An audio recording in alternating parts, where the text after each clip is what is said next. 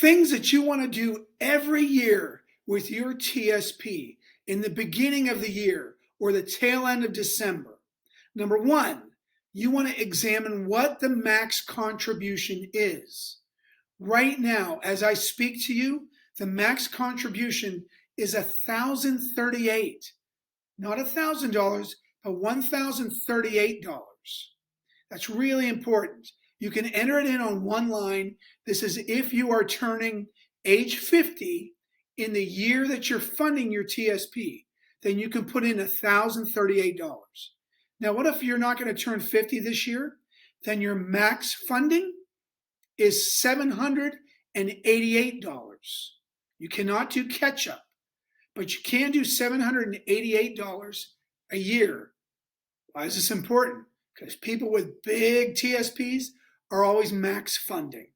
Now, as you're approaching retirement, if you're getting within the 3 to 4 years of retirement and you're anticipating using the TSP for retirement income, then one of the things you may want to consider, because the majority of folks are intending to use TSP for retirement income every month, then rebalancing and putting some portion of your money into the G fund.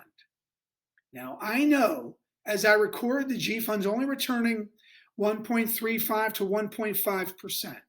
And typically, I want you to have 3.35% for your safe money to pace inflation so that your money doesn't shrink like that.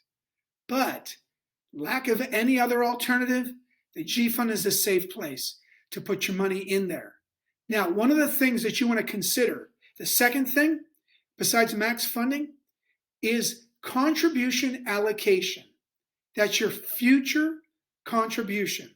When you look on the left side of tsp.gov, you'll see it. It's right above interfund transfer. It'll say contribution allocation.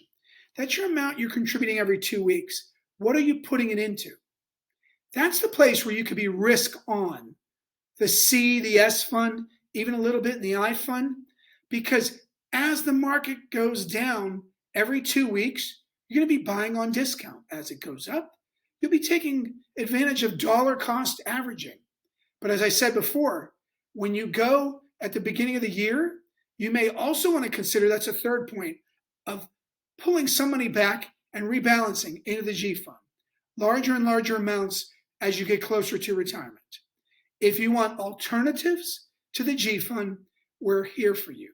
You can speak with me for 15 minutes. Okay, this is Charles Dzama empowering you with financial ideas.